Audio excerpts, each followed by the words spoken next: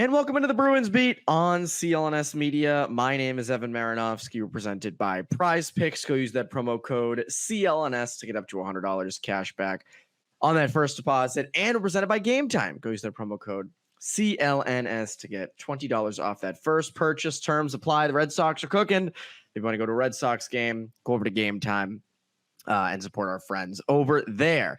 Hope you all had a great 4th of July. I did. Went to the beach. Maybe got a little tan.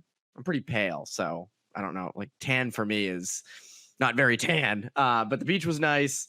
But now I am excited to do a Q&A. This is a mailbag episode, just you and me. We're shooting the shit, talking, having a good time. I always like these, and I really like this because there's so many new things to talk about. A first-round pick, free agency, big day of free agency, Don Sweeney's biggest.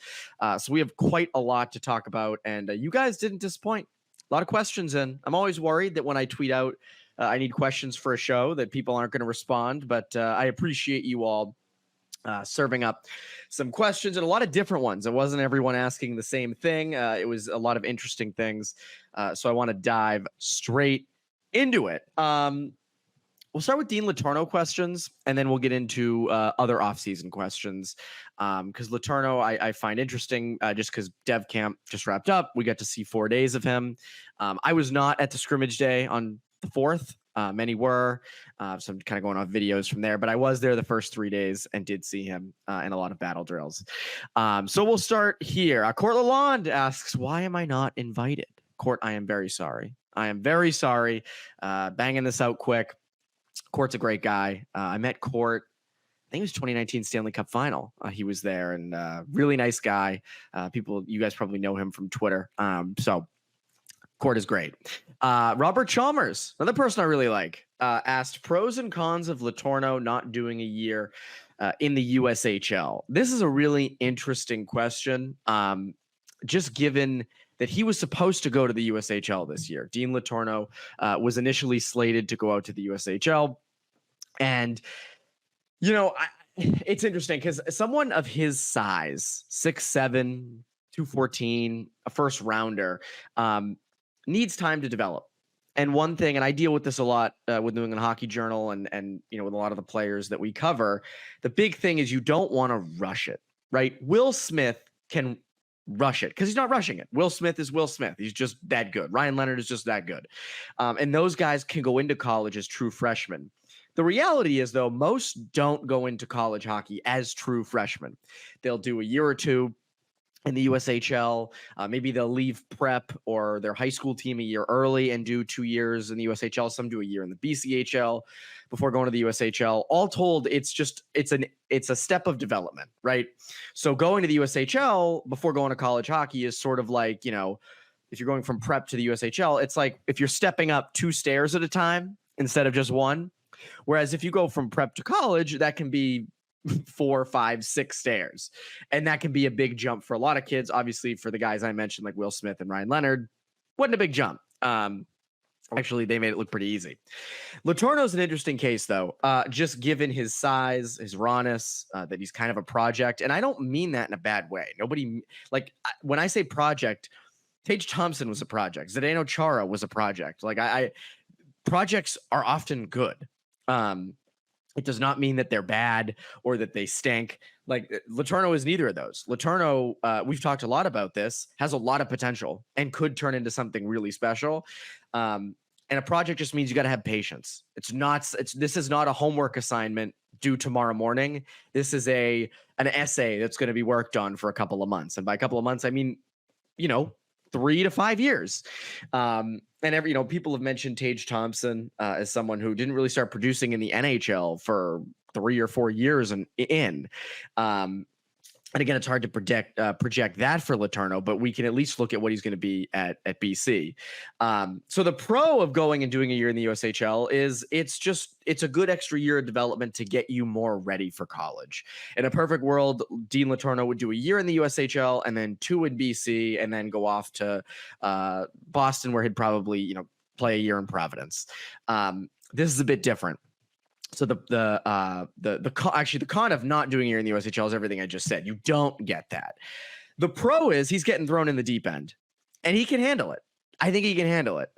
Does it mean that he's going to be, the boy wonder, the number one, first round pick playing in college hockey this year? No, I don't think it means that. But what it does mean is he can hold his own. And we saw that at times throughout the week at development camp. Obviously there were times, yes, he got knocked on his butt. Because he's 18 and 6'7". That's what happens. But I think that the thing you are going to see is that there's a lot of talent around him at BC. BC looks at it like they have a top 9. Obviously, they lose Cutter Gauthier, they lose Will Smith, but Leonard's coming back, Perreault is coming back. They have James Hagen's coming in, who, for those who don't know, is the projected number 1 pick next June. He is a sight to behold on the ice, and basically is the comparable there is Jack Hughes. So be ready for that. And then, they have guys like Teddy Stiga and Andre Gassot and Oscar Jelvik, and Will Vogt. They have other guys in that top 9 who can play around Letourneau, and Letourneau is going to play the middle there until, unless something changes, but he's going to play the middle. So he's going to have 2 good line mates. So the pro is he gets to experience college hockey with a really good coaching staff and a really good program. Sorry, Connor Ryan. And with really good players around him, which I think is a good thing. And as I said, the con is you just miss out on that year of development, which could be easier. But again, if Letourneau comes into college and is great right away, then that year in the USHL wouldn't have mattered. But an extra year of development is never bad. You'll hear coaches say, Alfie Michaud, Jeremy Swayman often credits him as being one of the big reasons he's as good as he is. He's a main assistant coach and a goalie guru. Once said to me, I've never seen an overseasoned hockey player, but I've seen plenty of underseasoned ones. So by going to BC a year early, or as a true freshman, you're taking some chances, but it could pay off. So that's the pro and con. I mean, I don't think it's going to derail his career that he's not going to the USHL. I just think given what I saw at St. Andrews College, where he's at with his game, I think a year in the USHL would have done him some good. But again, I don't think that that's going to be the be all end all for his career. And someone else asked me, Joe Trevia asked me a prediction on Letourneau's freshman year stat line. This is a fun one. This isn't going to come back to bite me at all, I bet. Before I give my goals and assists and points, I'll say this. You got to be patient. I said this a number of times. If he puts up, a goal and 3 assists this year, you should be worried. But my guess is it's not going to be over a point per game. There's going to be growing pains. My ultimate guess is, if he plays 37 games, which is a conservative estimate, I say 16 goals, 34 points. That comes out to like 16 goals, 18 assists, just under a point per game. You take that. So if that's the case, I think that is awesome. If it's a little bit under that, I think you're okay too. Like I want to see what he can do at the college level, away from the puck, things like that. I'm not expecting him to come in and be Will Smith and put up 71 points in 40 something games. I'm just not. You got to be patient with this. And if he does do that, then great. Perfect. We're ahead of schedule. But I just don't think that's going to be the case. I think it's going to be more along the lines of what I kind of gave out, which is, 34 points, 37 games. You take that every time. So Letourneau's going to be an interesting one. I said this to Mark Diver on Bruins Beat last week. He's a guy you follow and write a book on about his, what is going into his development, projecting him, what he ends up becoming, because I think it's a compelling story, whether he's the next, Bruins number 1 center or he's a complete bust. Like, I think it's fascinating either way. So if you guys want me to get on that book, maybe I will. Maybe I'll start it. Maybe I'll start that book. Justin at Justin Chirped asks me, how do you see the bottom 6 shaking out? This is an interesting question as well. I mean, these are all interesting questions because you guys are interesting people. Bottom 6, there's a lot of candidates here. And there's only a few spots, 2 or 3 that I would say are like set. One of them's Frederick on the left side of that third line. I think that is pretty set in stone. I think that's the perfect spot for him. He's proven it. I like him there. And when there's going to be instability in that bottom 6, just in terms of guys slotting in different places, I want someone, or from the Bruins, I want someone who is there all the time. Trent Frederick fits that mold. So I like Frederick on that third line, left wing spot. Down the middle on that third line spot. So everyone, everyone says Morgan Geekie, Matt Patra, and I think that's both of those are kind of the favorites. But a sleeper one, and someone asks me about him. Tim Ford asked me, do we think either Merkulov or Lysell slot in at second line right wing opening night? I'll get to the rest of that question in a second. Georgi Merkulov's an interesting case. Because Georgi Merkulov, and a couple people mentioned this to me at Warrior Arena during Bruins Dev Camp, Merkulov has played more than Matt Patra over the last 2 years. Georgi Merkulov has spent 2 years, two offensively productive years in the AHL with Providence. I almost said the USHL. That would be a little bit of an issue. But with him in AHL and doing well and progressing in his game and, getting a little bit better defensively, he's someone that like keeping him down the middle would not be a bad idea. That's a dark horse candidate for that third line center spot. I would not be shocked if Georgi Merkulov gets a lot of reps there and someone like Matt Patra begins the year in Providence to get him ready for coming back from his injury and getting back into NHL reps. So Merk, I wouldn't be shocked if Merk is there as that third line center. But I think the kind of the obvious one is Morgan Geekie. Morgan Geekie makes a lot of sense there, as does Matt Patra. And again, we'll see what happens in camp with these guys. If Matt Patra comes out in camp and kind of has a preseason like he did last year, and it's like, all right, well, we have no choice but to play this guy down the middle, then that's great.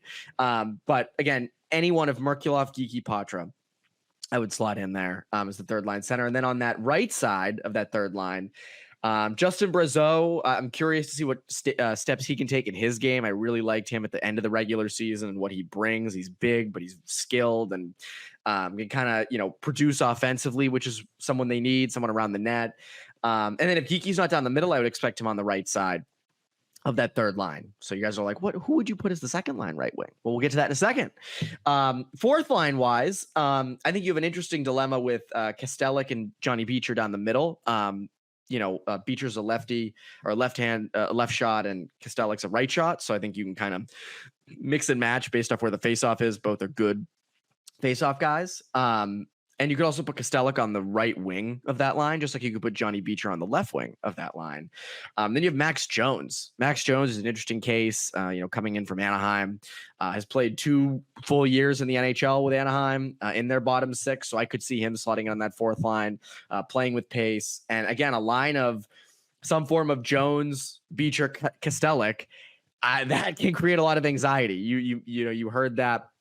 I don't know if you guys saw the Bruins did kind of a behind the scenes of free agency day, and Don Sweeney mentioned that of like, we want guys who create anxiety for defensemen and for opposing teams. That line would, because they're quick, they're fast, and Kastelic and Jones are big. So I think that's a good bottom 6. I don't think you need to add to that. I think you have a lot of options there with younger guys, with more established veterans.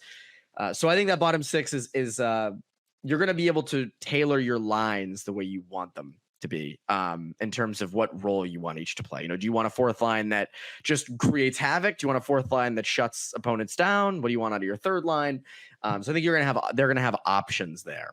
The Stanley Cup final is over, and what a thriller it was. The Celtics are NBA champions. With hockey and basketball playoffs over, attention turns to the MLB.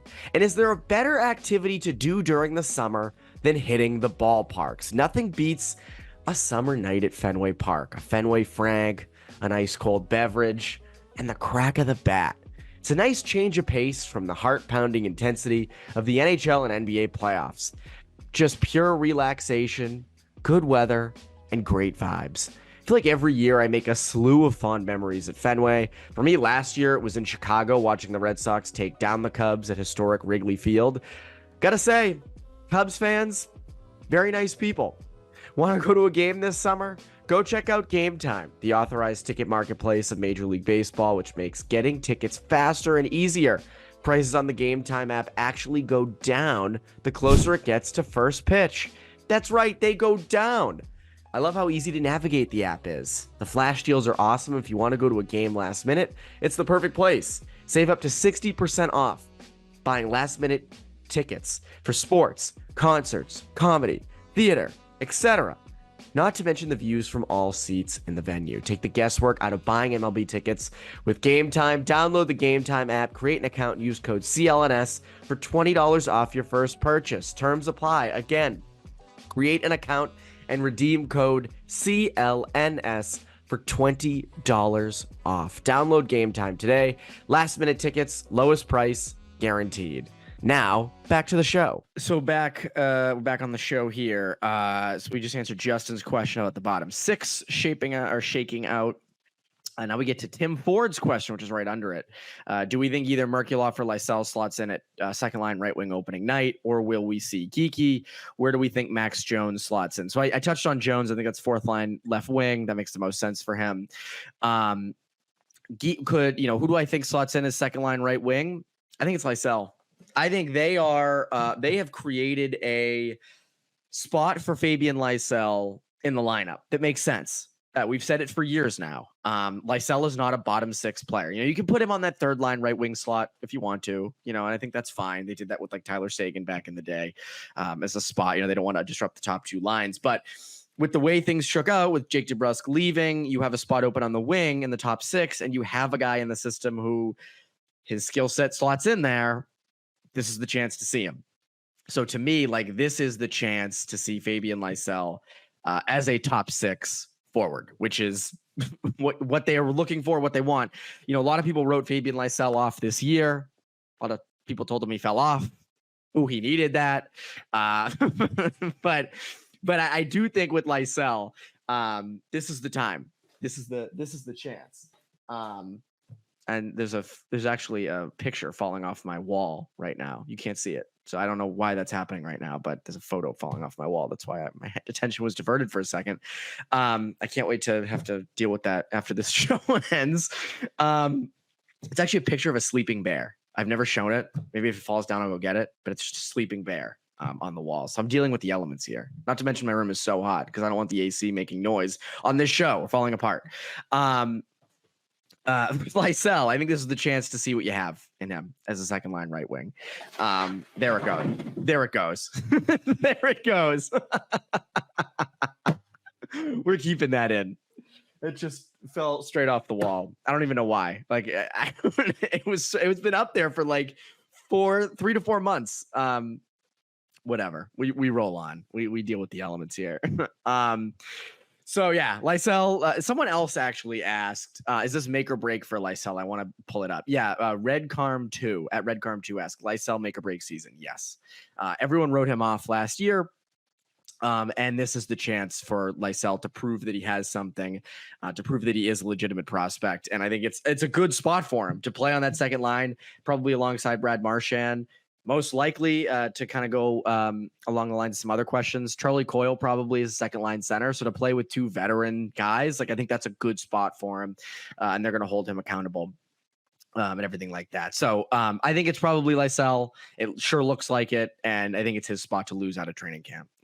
At Wizard of Oz 96. Number one, is the delay in the Swayman deal indicate Sweeney has long-term premium targets?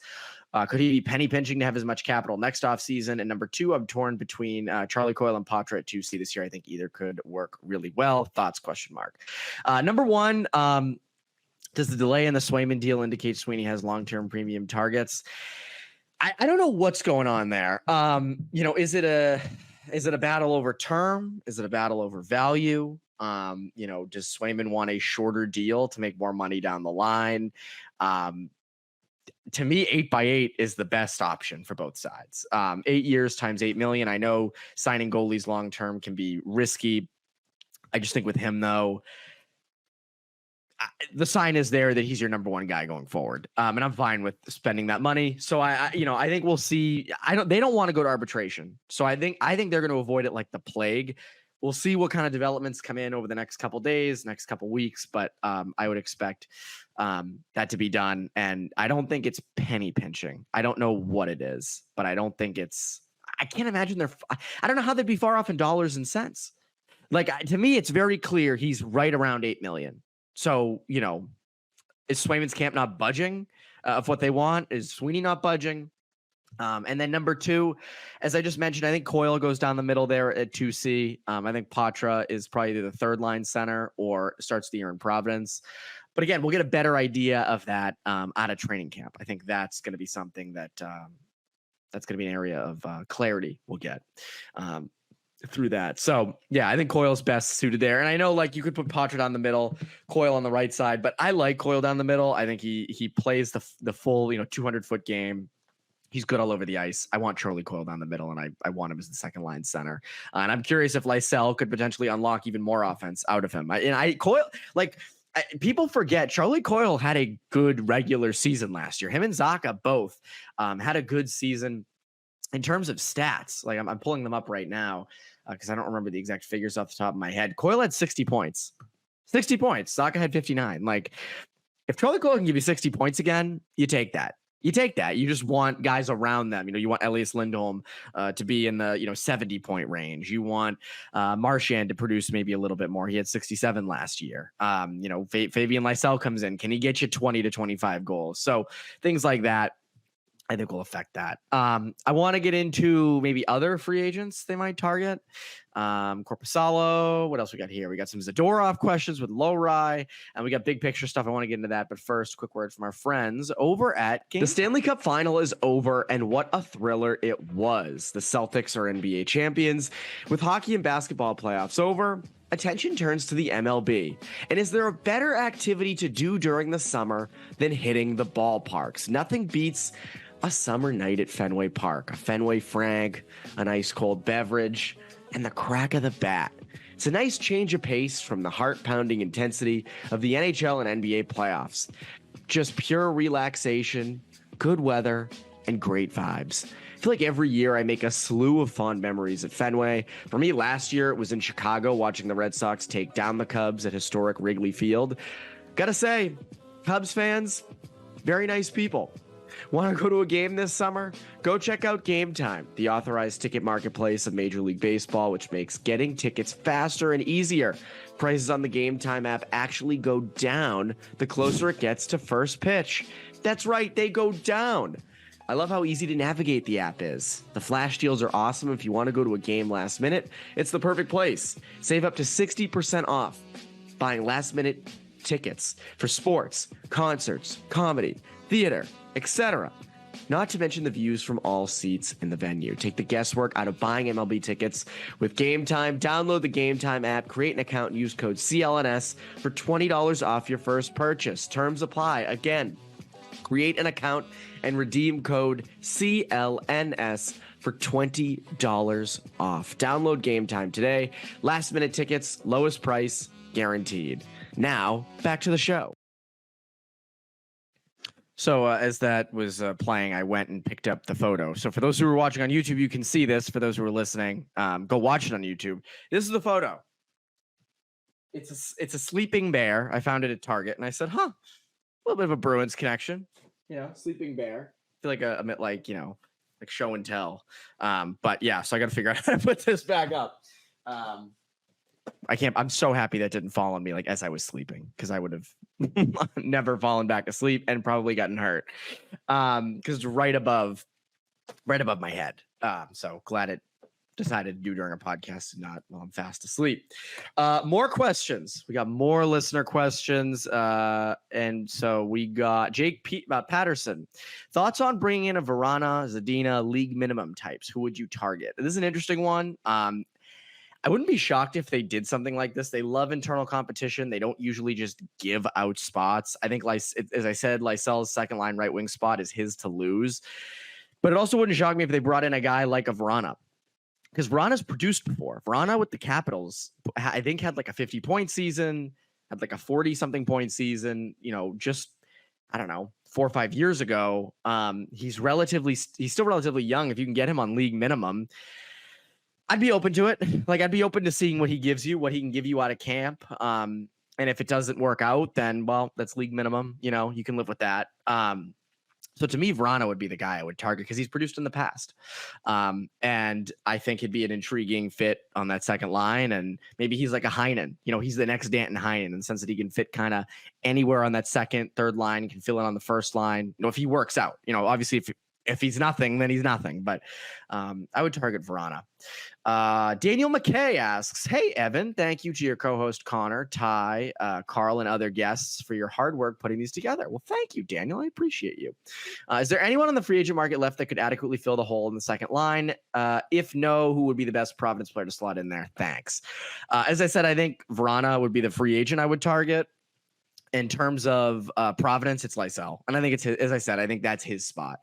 And we'll talk about that more throughout the offseason, but I think it's probably Lysell there. Lysell seems like the fit. Jerry MSCGC at Transcript Toad. That's an interesting name. What is the deal with Korpisalo? It's like Jerry Seinfeld. Like, what's the deal with Korpisalo? What's the deal? Why waste $2 million in cap? Take the second round pick instead and use that $3 to $4 million to get a winger that can score. Can't win most NHL games when you only score 2 goals. Totally get what you're saying, Jerry. I get it. I don't know what the deal with Korpisalo is. Interesting pickup. I didn't love it. I still don't love it. I think the biggest thing with that is it sort of hurts Bussy. It not hurts, but it gets in the way. We initially thought, all right, let's be Swayman and Bussy next year. Bussy's done more than enough in Providence to prove that he can be a suitable NHL backup. And now you have Korpisalo in the mix. This is another training camp thing, and we'll say this a lot throughout the offseason. Like, we'll get a lot more clarity on this at training camp. But is he a guy that you stuff in Providence? Is he a guy that you put down there and see what you can get out of him? And save a little bit of money on the cap, or does he play well and suddenly he's the backup and you figure out what to do with Bussy later? I was happy they got a first round pick. I was, and they picked Letourneau, and I like that pick, and I think that's good. But I get what you're saying, and I've said this, Jerry, as you probably know, multiple times now, like, if you don't get Korpisalo, you have more cap space, which, you could have used to get like a Duclair. I know someone else asked that. We'll get to in a second. So I don't know. I think that's going to be an interesting thing to watch. Again, I know like Hags has kind of been like, hey, I actually don't think Korpisalo's that bad of a pickup. It's not that big a deal with the cap situation. I think it is. Not that it's a huge deal, but I mean, that's, a couple million you could have had in cap space that you didn't have on free agency day. But again, I like that they got a first round pick. That's my biggest thing. And I think, again, like you mentioned, can't win most NHL games when you only score 2 goals. I agree. Scoring, it was this team's biggest problem, I thought, last year, especially against Florida. But remember, they did get Elias Lindholm. So they did take a step. It's not like they just went out and signed a big defender and they have Korpisalo and that's it. Like, Elias Lindholm will boost scoring production, or at least he should.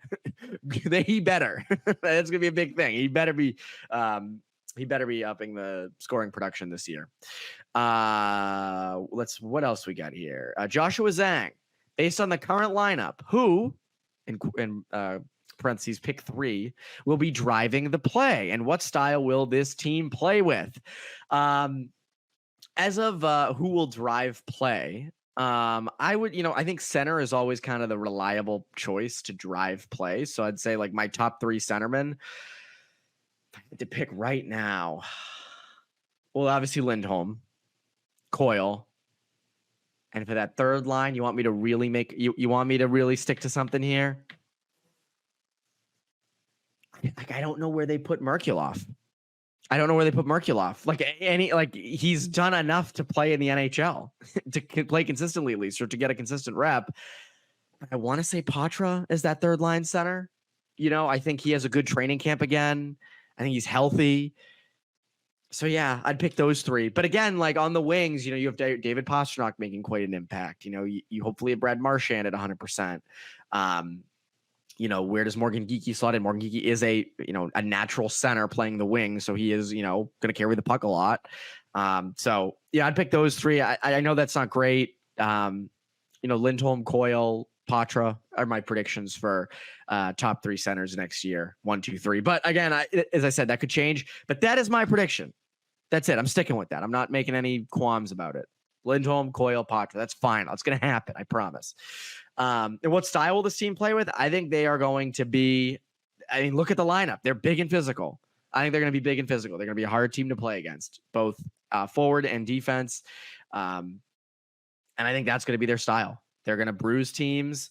I think their scoring should go up. Given you have Elias Lindholm, you have a number one center now. You have Zacha on the wing. So I think you, and he's another one, by the way, driving play. But I think that's your style. You're not going to be a finesse team. You're not going to be, dangling through guys. Yeah, you're not going to be the Oilers in terms of speed, but you're going to be hard to play against. And I think, this organization feels they need to have that for the playoffs. So that's their style. Red Carm 2. Oh yeah, Lysell make or break season. I already answered that. It is definitely a make or break season for him.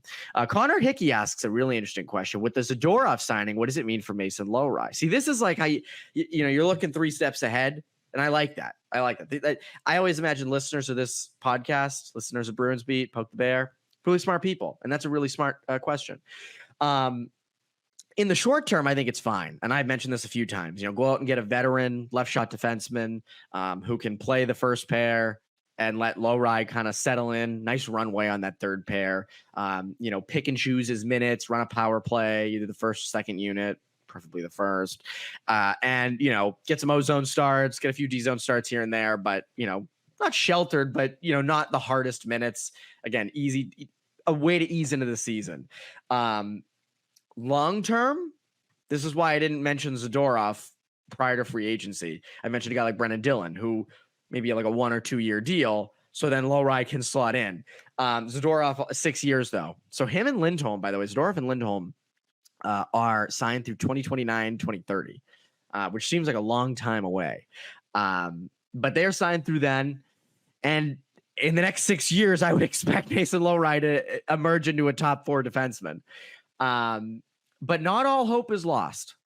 Not all hope is lost for one Mason Lohrei. I don't think they have to trade him. I don't think they have to find a way to get rid of Zadorov. I think what ends up happening over the next 2 years, most likely, is Zadorov, kind of goes back to that third pair. And as the salary cap goes up, as salaries go up, $5 million for a third pairing defenseman. Is it the most ideal thing? No, but it's not bad. That's not horrible. $5 million for a third pair defenseman, unless, another COVID-19 happens, which, like, knock on wood, hopefully it doesn't, and stifles the cap. I don't think it's the worst thing. So then I think that's when Lohrei moves into that top 4 and plays either the top pair or the second pair. And in terms of this year, I mean, if he is playing well enough, then you're going to have to put him in the top pair, and that you're just have to live with Zadorov and Peak as a third pair, or maybe even like a Lindholm and Peak. But again, Lindholm's making more. I think his offensive abilities are better than Zadorov. So I think then, you keep him in the top 4. So I don't think it's awful, but it's a valid question to ask for the future. St. Mike's 35 at S Mike's 35 asks, having a bit of deja vu with the Bruins. Feel like we're heading into the season without a true top 6 winger, hoping Lysell or Merck hit, only to trade our first for one at the deadline. Who has the inside track for that spot? Geeky Young Guns, Frederick. So as I said, it's Lysell. I think it is Lysell. Judging off what what Sweeney's said, it feels like it's Lysell's spot to lose. But it's an interesting thing of, are they going to be in a position in January, February, March where me and Connor are doing multiple podcasts on who are the top 6 wingers the Bruins should go out and trade for? I think it's easier to go out and get a top 6 winger at the deadline than it is to go out and get a top 4 defenseman. I think the bad situation would be if they didn't make a move on defense and they, rolled in with Lohrei and McAvoy and Lindholm and Carlo, and there were problems. And like either Lohrei wasn't a top 4 guy or someone else, got injured or something along those lines. I think you have more safety and security on D now. You're bigger, you're stronger, all that stuff. And it's easier to go out and get a top 6 winger. Would I have liked Tyler Toffoli? Hell yeah, I would have liked Tyler Toffoli. You guys know that. But yeah, I mean, it wouldn't surprise me if they have to go out and deal their first or deal, someone coveted for a top 6 winger. Is that Merkulov if he can't fit in the lineup? Is that Lysell if he plays well but not quite good enough, but there's some potential there? Is that Bussy? It's not Letourneau. My God, I don't want to be here next year, not here, but I don't want to be in, February next year being like, should they trade Dean Letourneau? I don't think that's the move. Like, as I said, this is a long-term project you keep doing. At Ace Dangers, asks, only 360 days until Drysdale is a Bruin. I like that kind of thinking. How much is he going to cost, and who are we trading Hampus Lindholm to make space? Or who are we trading Hampus Lindholm to make space? Well, trading Lindholm is going to be a problem because he's got the pesky no move. And I want to just check that to make sure I have that right, because a lot, there's different things with each contract. Lindholm, he has a no trade clause now, and then a no movement clause from 2027 to 2030. He has the 15 team no trade list. So no trade clause. Again, like, it's going to be hard to move him. It's going to be really hard to move him. So I don't think that's reliable. How much is Drysdale going to cost? I think it costs a lot. I mean, again, he might just re-sign with Edmonton and then, like, unfortunately this dream ends. But if he doesn't and he goes into the season without a contract, then we will do every episode on that for the entire year. In terms of trading for him at the deadline, Edmonton could be in a weird spot where they have to get something for him. They have to. But, are they going to get, like 4 first-round picks and all? No, I don't think that's what it's going to be. I think, it's definitely smaller than that, but it won't be cheap. In terms of, contractually, I think he might be the highest paid player in the league or right there. So, more than Pastrnak, because he's a center. He'd be a number 1 center. He gets to play with Pastrnak. So, yeah. But if Drysdale's a Bruin, you make it work. You do whatever you can to make that work. Rob G. Stillman asks, seems like the general consensus is that Lindholm is more of a stud 2C than a legit 1C. Do you think they have plans to pursue a 1C in the coming years, i.e. acquire, sign Drysdale? I love that this is a thing now. I love this. This is awesome. I.e. acquire, sign Drysdale and have a 1-2 punch of Drysdale and Lindholm for the foreseeable future. If Drysdale leaves Edmonton, that's a big if. So, Rob, I like that you're acknowledging that it's a big if, because it is a big if. In terms of plans, like, I think that would be the best case scenario. And you roll with Drysdale and Lindholm down the middle and you're cooking. In terms of other 1C, like, as I've said lots of times, like, it's 1Cs don't typically aren't there for the taking. It's either a lucky trade and a guy turns into it. Like, you look at the Ryan O'Reilly trade with St. Louis, and Buffalo gets Tage Thompson, and boom, oh my God, he turns into something. The best way to do the 1C thing is through the draft. And that's what they tried to do with Dean Letourneau, with that 25th pick. They believe that down the road, he's going to be a legit number 1 center. And of the players available at 25, he was the best suited, ceiling wise, to be a number 1 center. And I don't disagree with them on that. I think they're right. Now, does that mean he hits? Doesn't mean that, but it means that of those guys available, he had that kind of ceiling. So I think the way to get a 1C is through the draft and making those picks. In terms of pursuing one, I mean, maybe one comes up, but I think, like, Lindholm will be a solid number 1 center. I don't think he'll be, Austin Matthews or, Connor McDavid. But I mean, look at, like, again, and I don't want to make the comparisons here. And I know, like, Lindholm mentioned Bergeron's game and stuff like that. But, like, Patrice Bergeron was never, and I said this last year when it came to Coyle and Zacha taking over. Patrice Bergeron was never lighting up the stat sheet. He was never, like 90 points, 100 points. He wasn't that. He was around the 70-point mark every year, but he played a phenomenal 2-way game. And Elias Lindholm at his best plays a really good 2-way game, and at his best should be producing around 70 to 80 points. You take that. You can live with that as a number 1 center. And I'm not comparing him to Bergeron. I'm not saying that he is the next Bergeron, but the similar kinds of styles, okay? Similar kinds of styles. We can say that. Or at least he should be. So that's where I come from on Lindholm. I don't, the whole, like, oh, he's not good enough to be number 1 center. I think he is. 3 to 4 years down the road, he might not be. And he might have to be number 2 center. But for now, I think you're fine with that. And you stick with it because that's what you got. Last question, Joe Renon. I hope I'm not saying that wrong. Joe, I'm sorry. Everyone always used to say my last name wrong. So send my best. The Bruins better off with Lysell and Korpisalo or Bussy and Duclair had we given the Korpisalo money to Duclair? This goes along kind of earlier with the Korpisalo question. I mean, on paper, yeah, they're better with Bussy and Duclair, but with Lysell, you finally get to see what you have. And I'm not saying that's better than Duclair. It's not. Like, I wanted Anthony Duclair. I think he would fit the style of this team. I mentioned earlier what their play style is going to be. I think he would have been a perfect freaking fit for this team. My God. But you got what you got. Korpisalo and Lysell it is. So it's time to see what you got in Fabian Lysell. And what you got in Korpisalo. Maybe Korpisalo is a good year. We'll see. Working with goalie Bob. Maybe goalie Bob could turn me into a great goalie. Who knows? Anyways, that's it. It's been an eventful episode. 40 minutes and a picture fell. We answered lots of questions. We stayed on track, hopefully. So much love, much appreciation to all you listening. Make sure to listen to this every week as you guys do. We're presented by Prize Picks. Go use that promo code CLNS to get up to $100 cash back on that first deposit. And go to Game Time. Use that promo code CLNS to get $20 off your first purchase. Terms apply. I'm Evan Marinofsky. That's been this week's Bruins Beat. You Bruins Beat listeners, have a great rest of your week.